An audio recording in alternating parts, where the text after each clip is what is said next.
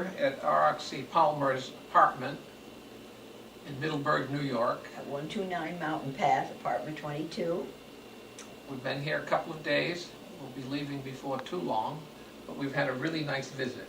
Well, it's been my pleasure, my pleasure. I feel as though I've known you all my life. Well, that's a characteristic of the Armenians. It is indeed. In fact, I kept on saying Jinsin Mecha. I said there's a lot in the genetics there. That Right. The fact that she sort of wastes not and wants not, I think, is testimony to the genetics there.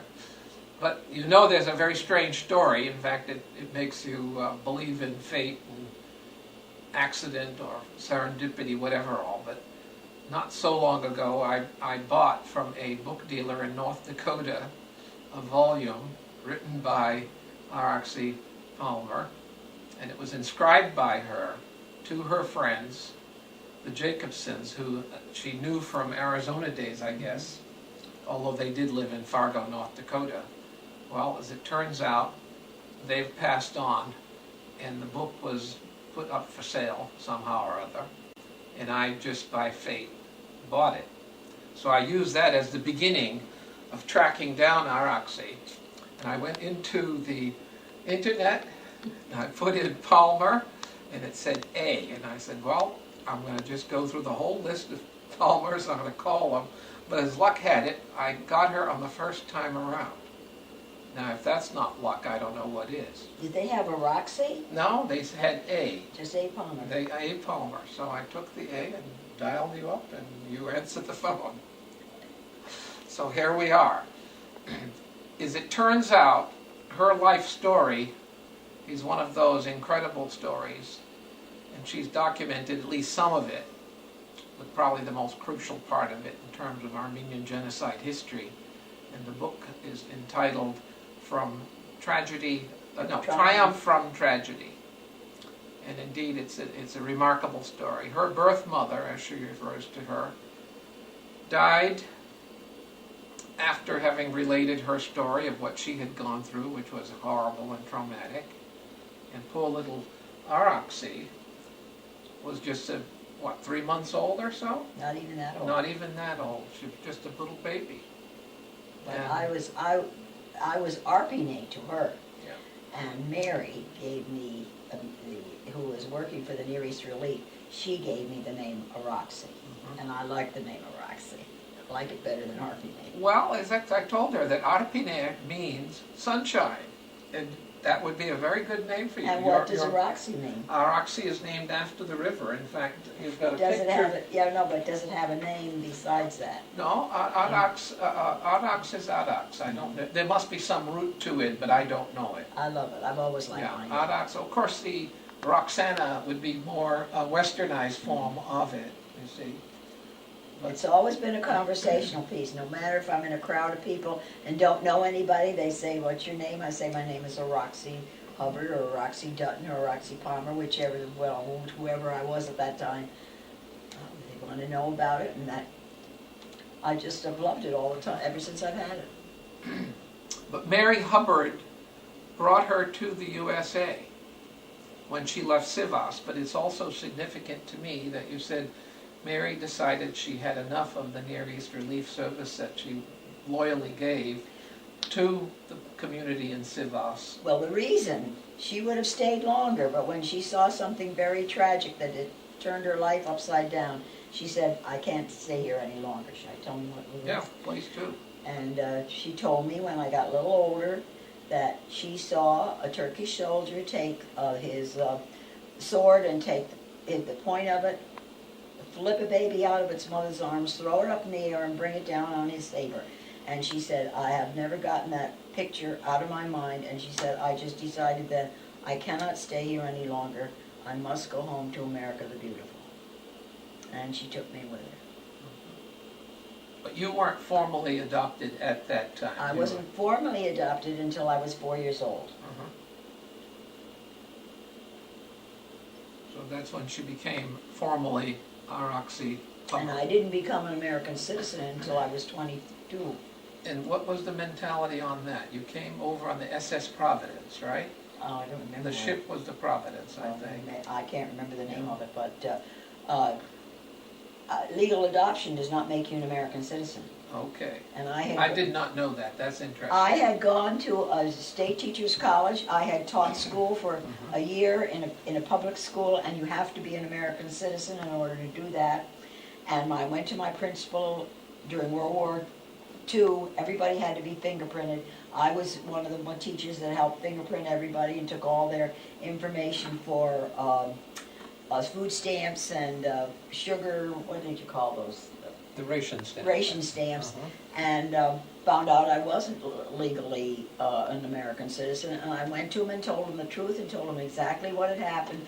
And he said, take the time off, go down there. I went to tell him about my Ellis Island Yeah, that would be experience. great. Yeah. And I went to Ellis Island, and it is an experience that I will never forget. I just wish more students could go through this. I had to pass a test orally, which was, I can't remember the questions, but it was very easy. But the thing that impressed me the most was that the couple in front of me and the couple behind me, when they were getting fingerprinted, could not even write their names. All they could do was put an X, and somebody was there to verify that that X was put on that paper by the person that wanted to be an American citizen. And then we all went, and the person behind me, the same thing happened. And I just couldn't believe it. These people wanted to be American citizens so badly. And then we went into a great big room, and we were given a big lecture about how wonderful America was, and how fortunate we were to be here, and all the things that I had been brought up believing. And then we had to put our right hand up and repeat after the person that was the head of the program, that we would be loyal to America, that we would preserve all its privileges that it gives us, and I just fell apart because it was so realistic. And I just will never forget that. And I'm glad that it happened, because I never would have had that experience if I had World War Yeah, it's I. interesting to me that you actually went to Ellis Oh, Island. I had to. I had There to, because I was a foreigner. There weren't regional centers, I guess, in those days where you could... Well, maybe it's because that's where I came from. Yeah, I mean, I yeah. came into Ellis Island. Interesting thing. So about what year was that then? That was in 1942. And of course the war was on, so it was all the more significant. And it was an experience that I wish that high school students today could have. And they wouldn't say to me, I don't have to salute the flag, Mrs. Dutton. And I'd say to them, I can't make you salute the flag, but I said, you stand in my class. And I've never had a student that refused to stand, but I have had students that refused to say it. Oh, And right. then I would keep them, and I would give them a story about how fortunate they were and how they should be ashamed of the way they are behaving. And they will look at me as if I'm telling them something that, wasn't important. So one day I kept the kids after the bell rang. They said, well, we're going to be late to class. I said, I don't care whether you're going to be late to class. I said, you're going to stay right here and you're going to listen to me. And I said, you will go to class without a pass and tell your teacher that I kept you. And I did that to 2 different groups that I had when I was substituting. I was finished teaching. But I still was very glad I had the chance to do it, to say that. Now there was no problem in Mary Hubbard, the Near East relief worker, as I referred to her.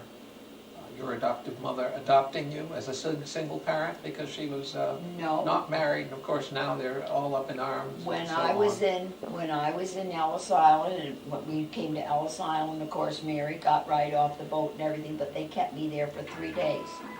They were going to send me back because she wasn't married and didn't have a job and so forth and so on, but she had a brother that was a lawyer, and he did whatever he had to do, so that Mary said, well, if you send her back, well, good will do. She has no family or anything.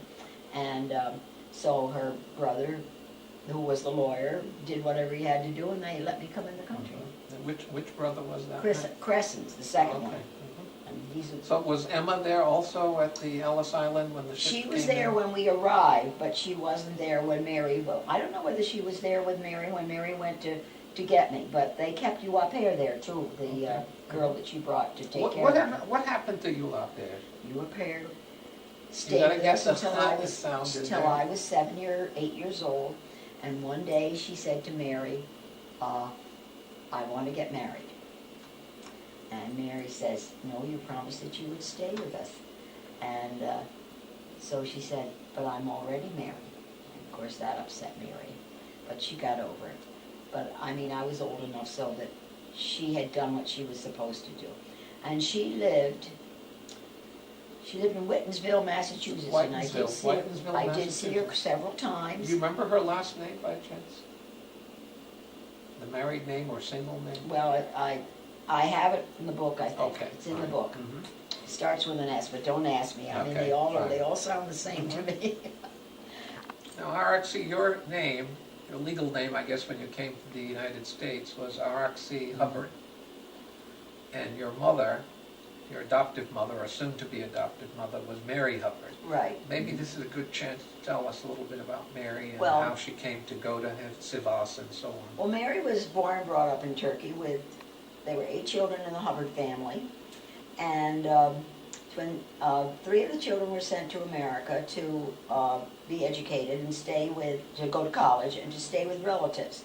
And Albert, Emma's husband, died in 1890, in the 1890s. I don't know exactly the date, I'd have to look it up. And so Emma stayed until another missionary came and family came to take her place. And she came to America with the other 5 children. And Mary was the youngest daughter. She went to school, public school. She had a very hard time adjusting. Children made fun of her, all of the children, because of the way they dressed and the way they talked. So Mary was taken to a private school in, was it Hartsdale or Scarsdale? I can't remember. Scarsdale, New York, which was just the town next to White Plains. And she graduated from high school there, went to Oberlin College, and was teaching in New York City when World War I started. And she had always wanted to return to Sivas, Turkey. And she received a letter in the mail one day saying, no, she had read in the paper they were looking for people to go to Turkey, the Near East Relief were. And she thought, oh, I'd love to. So she went into New York, she applied for the job. Well, of course she got it. She spoke Armenian, Turkish, English, French, and could fudge on German and translate them all. And of course she got the job because she knew the languages. And so she right away was accepted and had to get her papers ready and her passport and all the proper clothes that she had to take and get everything in the government papers done. And she was ready to go when Leviathan was ready to take the first group of people that were representing the Near East Relief to the interior of Turkey. And she did not know where she was going, but she, of course, hoped that she would be going to Sivas. And when they got to Constantinople, she stayed there for a while, and she had to do some different kinds of work there, government work. But eventually she did go to Sivas, and she was very fortunate because about 6 of her friends that she grew up with as a little girl were still there, but that was all. But it was just wonderful because she could speak the language, she knew the people, she knew their culture, she knew everything about them, and the war was just devastating to her and to the people in that area. And she was very, very happy to be sent there. I think they knew right from the beginning they were going to send her there. Now Emma, her mother, Emma Hubbard, and her father Albert. Now, Albert died, I forgot what he died of. Amoebic dysentery. Okay, but Emma was kind of a little bit hesitant actually in seeing her daughter Mary go absolutely. off. Even though she herself had spent many, many years in what you would call missionary relief work. Because do you remember if Emma had said anything about being in the Hamidian massacres, the 1890s? Oh yes, it's the same thing in World War I and in the 1872 to 1890, the same thing. The Turks were just butchers. Mm-hmm. So there was a repeat story there again and again and again. Mm-hmm. But of course she really didn't want Mary to go, but she knew that Mary was an adult and it was her decision to make. No mother wants to send, no parent wants to send their child into a war zone. Even today they don't want to do that. But and that's an interesting and important point. The war had, in theory, finished, but it really hadn't finished because the Turks did not accept the terms of the armistice, so to speak, and people were being... But Mary was not afraid at that time. I mean, today it's a different situation, but she was very respected. Turkey was afraid, at that time of history, Turkey was afraid of the United States. Today, they'd spit on us. Yeah. Now, you said that Mary used to wear the American flag. She had... Was it a real flag or part of the flag? Or? She had an American flag that she wore like a cummerbund underneath her uniform. And the reason she did that was because if she was captured by Turks and they should take her clothes off to rape her or kill her or whatever, if they saw the American flag, or even the brigands or the Kurds, they were afraid of America, and that was her security. And so she never took it off except when she was bathing, and it always went back on. I just think that's wonderful. I love that story, the fact that the American flag was, well, I call it a security blanket. It was her guard. She carried a gun all the time. She never but once had to use it. And she said that she hated to use it. She missed on purpose, I guess. I don't know. Would you recall the situation in which she said she used it? No, I don't. I don't remember that. But she always carried, she called it a pistol. I mean, we call them guns today for the same thing. But she wrote a number of letters back to her mother, Emma. Oh yes. And there were times when she had to sneak them out of the country. There wasn't a regular mail service because even after the war was over, when the armistice was signed, they still were very, very strict about the information that was going out of Turkey. Well, your birth mother was a victim of that after the war. So this is another... That's another story. Another story, totally. At least you've got a remarkable memento of your birth mother, though, which I think is lovely and beautiful. I mean, it's just... And she has her mother's wedding ring. I have my mother that gave me birth. I have her wedding band, which Mary gave to me when I was 21 years old. And she didn't even expect to bring me. In fact, she didn't even expect me to live. Because the doctor said if that baby lives for 3 months, for 3 days, it'll be a miracle. And so here I am. I'm going to be 86 in February. And I love it. And I'm happy and healthy. Maybe it's the best revenge is to live well. Well, I try to. Well, I think it's a remarkable testimony to the Hubbard family for having seen a cause of service. And it's interesting that Mary was horrified by this scene that you described with the soldier. Of course, she'd more than heard about all of this, you see, more than once. But to hear about something and then to see it something is two different things. Yeah, Absolutely. Absolutely. That must have really brought it home. Now, there's a very nice picture here, Gene, of one of many that Araxi has, some of which are made up as little vignettes here and there and what all, but we're going to ask Araxi to go through this because I was joking with her earlier, she's the only poster girl that I've ever known. Yeah. Araxi was in fact a Near East relief poster child sometime in the early 1920s, and her picture was in the New York Times. And I'm going to take it on myself to try to find where it was published. You'll find it. You think it's around early 1920s. Maybe 21? No, it'll be beyond 21. It would probably be 22 or 23. Okay. Now this is a picture of Emma as a young bride. This is a picture of Emma taken 3 years before she died, and she was 93 when she died on her 90th birthday. And she was the most wonderful person. God bless her. This is a picture of Mary and Emma in the backyard of our home in White Plains, New York at 29 Lafayette Street. This is a picture of the doll that was given to Mary by, the old picture, what was the name? The Sivas consul, yeah. No, not Perry. Jewett. Okay. Jewett, Mr. Jewett. And his wife, Consul Jewett, and his wife's name was Fanny, and Mary named the doll Fanny. And these are little pictures of Mary. And this is a partial portrait of the Hubbard family. It's not the whole family. You have the whole one in other places. And this is where I spent many of my summers in East Otis, Massachusetts, as a little girl. How was it that it was in East Otis that you... Well, Mary built a cottage there on the lake so that Emma didn't have to be in the heat of the summer in White Plains. Oh, that's nice. So from the time I was 12 until I was 19, I went every summer up, and I loved it there. And that's a picture of you in the center, isn't it? Yes, that's in my Armenian costume. And she used to dress me up in that, or I would dress up like About how old are you there? I'm about 4. And that was what she'd say, she'd tell my story, and then she would say, well, would you like to see this baby? And of course everybody said, yes, we want to see this baby.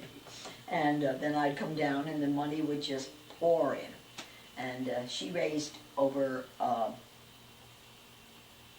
million to go back to Turkey for the refugees that were there, which in today's economy I would say be almost $3 billion. And let's see, so one day I gotta tell you this, one day she had a place that she had to go speak in the Hitchcock Church in Scarsdale, New York. And she was very tired. She'd been working, she'd been out talking and so forth and so on. And she really didn't have her heart in, and she got up in the pulpit and she saw just a bunch of people that, well, she thought there's no money here. So she didn't do the best job she could do. And ever since then, she really felt badly about it because there was a check for $10,000 in the collection plate. And that was the biggest one gift that she'd ever received. So she said never again would she judge an audience by the way they look. And she learned a lesson too. Very interesting, yeah, that's great. But, you know, I can't put all those things in the book, but... That's all right. Oh, yes, that's mine. Oh, we've got to say a little bit about this. This is a wonderful... This is my doll heirloom that the girls in the orphanage made for me when I was less than about probably 4 months old, 5 months old. And every time, since I've been a teacher, since World War II, and I've seen movies and read about World War II, I think of the little children that took a doll. That was the only thing they had when they were leaving to try to escape the concentration camps in World War II. But this is my doll that I carried from Sivas, Turkey, all the way across the Turkey and on the boat, and I still have it. So it is, this doll is over 85 years old. And it's nothing but a piece of rags and a piece of wood, but to me it's very, very precious.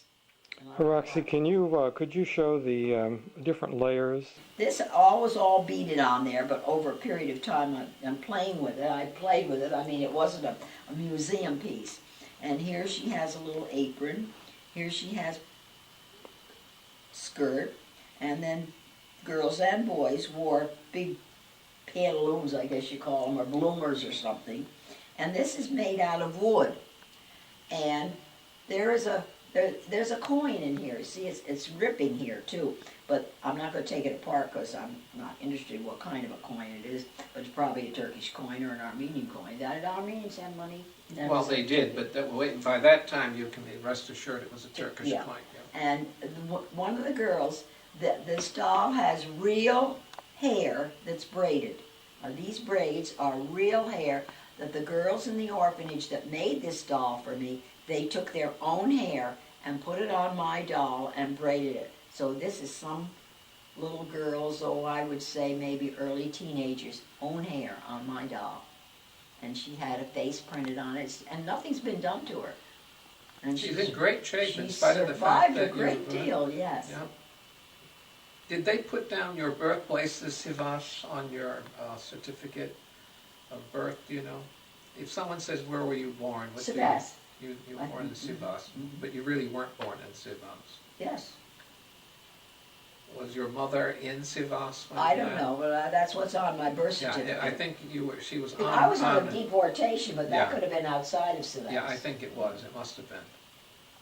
She must have been a very, very strong woman, because people make such a big deal of having children today. She just took an old rusty butcher knife and cut my umbilical cord ripped a piece of her skirt off and tied off the umbilical cords, and so you don't need a sterile, really don't need a sterile hospital to give birth to a baby. But for some reason I lived, I don't know. Roxy, when she came to the orphanage with you, was No, it? my mother? Yeah. No, she didn't. No, she was dying along the road, and Mary was going from the girls' orphanage to the boys' orphanage one day to see Tip, and she heard a whimper, and she went over. It's almost like Moses and the bulrushes. She parted the bushes, and there was this discrepable-looking woman with matted hair and. But Mary, I remember Mary telling me I could see she had been a very beautiful woman at one time. And then she took her baby up and she said, please take care of my baby, I'm going to die. She did tell Mary a little bit about her life, how she had happened, how she'd given birth to me, what had happened to her husband, and how some of her travels on the deportation. And then she died. And just as Mary was leaving, she saw something shiny and she took the wedding band off of my mother's hand, and she put it in her pocket, and she had no idea that she just figured, I'll keep it with this baby as long as this baby's alive. And so it was just a miracle that I lived. In chronological order, let's see, that'll be the last. And then I'll drag this thing out, Okay, and you can read that or Okay. comment on it okay. in your name. You know, this is an oil. It wasn't obvious to me Oh, because okay. it's grain, you know, but it's oil. Yeah, I know it is. It's nice. Okay. That's a picture of Mount Ararat, isn't it? Yeah. Okay. Yes. From the Russian side, though, or from the Republic of Armenia's side now. Now, Abe, if you can just hold that for a second. But the Just guy hold who it- painted hold was it, a man named Balasarian. Okay, just hold it just like that for a minute, quietly. Let's just see. And that's an oil. Done by H. Balasarian in 1925. Okay.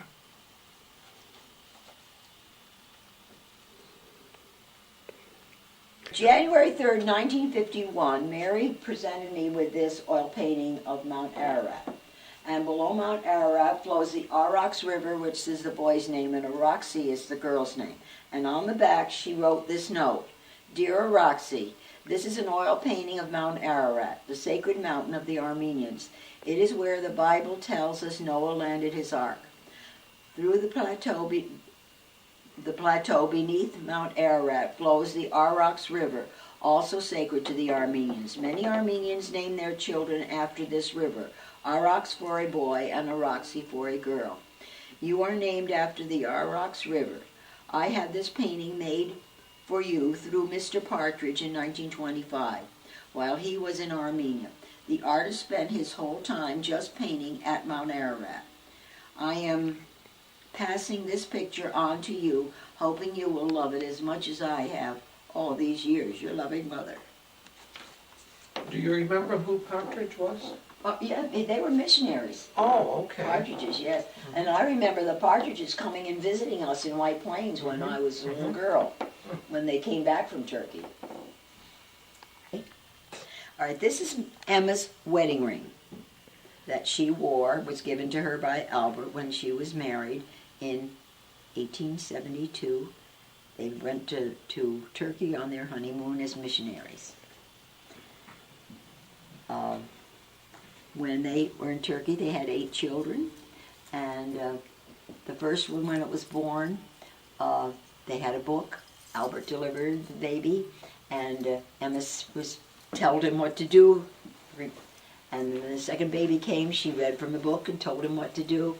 And the third one, they decided they knew what to do. They didn't have to get it. But when the fourth one came, Albert said, "You better get the book, Emma," because they had twins, and they didn't know how to handle twins. But he delivered all the children.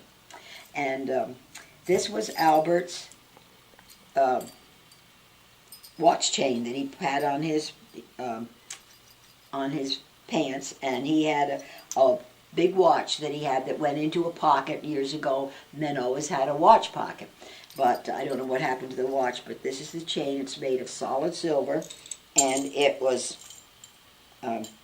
among the things that Mary had when she died. And of course, I've always liked jewelry, and so I kept it. This was given to Mary when she went to Turkey. This is her identification bracelet. It says Mary Hubbard in English, Armenian, and Turkish. And on the back, it says White Plains, New York, USA, and Sivas, Turkey. And it has ACRNE, American, I don't know what. Committee Committee for Relief of the Near East. Okay. And she, this was her identification bracelet, which she wore on her wrist. I have worn it many times on my ankle, because it's too big for my wrist.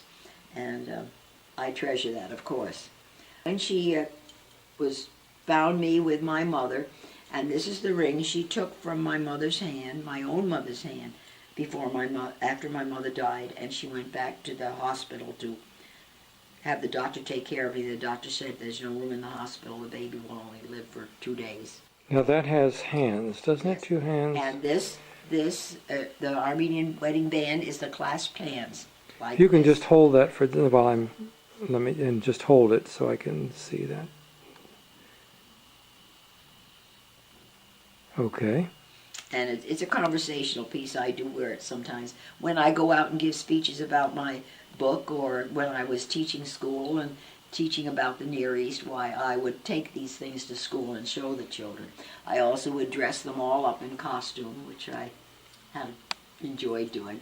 This is the medal that President Wilson presented my mother with, Mary with, and on the front of it, it says Near East Relief. And I couldn't read the Latin, but what it means, the Latin means working for the Institute of Peace.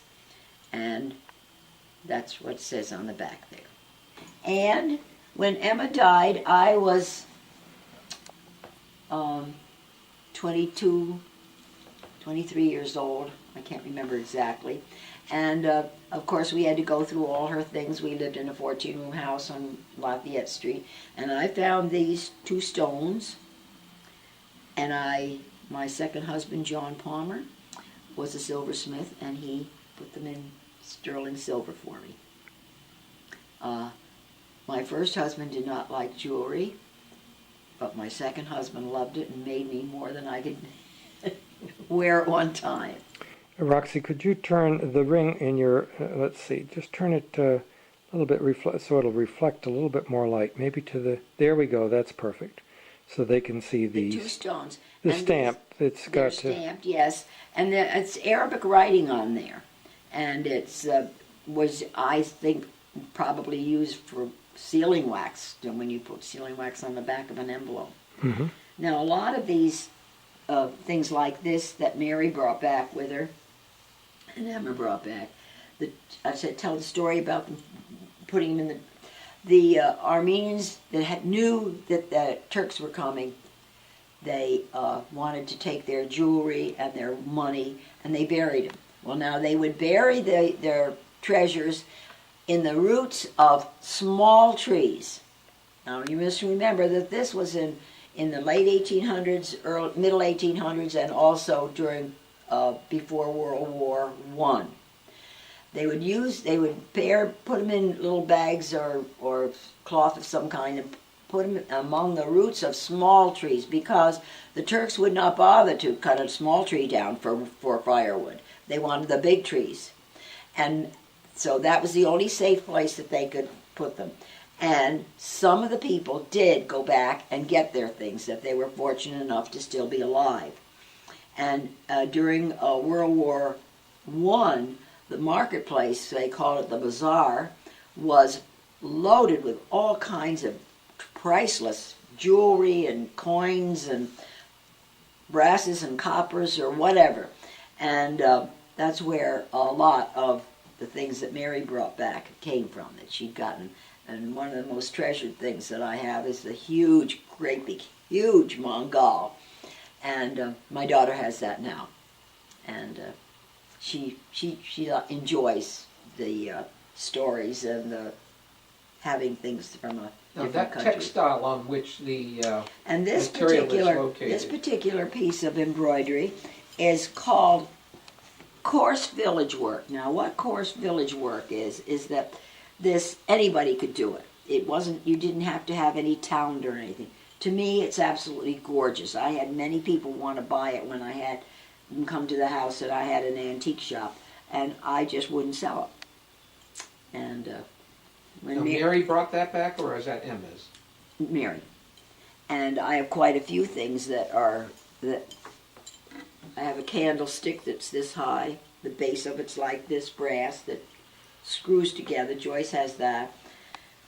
And she has many pictures, and I can't think of anything else. Well, I can. Here's a wonderful, wonderful Okay, piece of tin work. I just told you about my doll that was so precious to me. All right, my doll and this. This is heavy tin and was made for me by the people that worked in the tin shop or in Turkey. And this is my little pail that I played in the sandbox. And I had many little children that were orphans that were my playmates. And I treasure this. This is one of a kind. There isn't another one like it in the world. And I don't know what will ever happen to it. I just love it. And it's this was, same materials were made for the plates and the cups and the silverware that the children used in the orphanage. I've often wondered why, when the doctor said that baby's only would be a miracle if that baby only will live for only 3 days, that I am in February going to be 86 years old and happy and healthy. I think maybe the reason I was saved and that I am the way I am today is because I've eaten lots of homemade yogurt. And also, maybe it was just to write this book. This is the book that I wrote, Triumph from Tragedy. It starts with Emma as a bride going to Turkey, having her family there, all the trials and tribulations that they went through in the massacres in the middle and late 1800s, and then Emma and bringing her children to America, educating them, and then World War I, when Mary went to Turkey and found me with my own mother, and then stayed with her until she died, and then brought me to the orphanage, and the doctor said that there was no room there, and so she took me in her own room and fed me with a medicine dropper for 6 weeks of carnation milk from America. And she wouldn't give up, and I guess apparently I wouldn't give up either. And when it was time for her to come to America, she decided, I can't leave that baby here. She has nobody. I'll take her to America. I'll find somebody to adopt her. And in the meantime, traveling from Savas to America, she decided, I'm not going to find anybody to adopt her. I'm going to adopt her myself. And she did. And Roxy, that's a picture of you and Mary on the front cover. That's right. Mm-hmm. But that's not what I looked like when she found me. I think we've scanned all the pictures in your book, and we certainly thank you. It's been just a wonderful weekend being with you and hearing your story, and it's quite interesting. We want to thank you for the books. Well, it was my pleasure. I loved having you here. I'll add my thanks as well, especially, and we enjoyed being here Well, very, very much. And thanks for everything. We certainly We'll will be in touch, obviously. Thank you so much for everything, and thank you for my little Christmas tree, and for the lovely meal we had last night, and for the koinonia of the weekend. Do you know what that means? Koinonia is the Greek word for fellowship. Very good. We agree. That's nice. We enjoyed the lunch yesterday, and now we'll start taking everything down. Okay. That's good.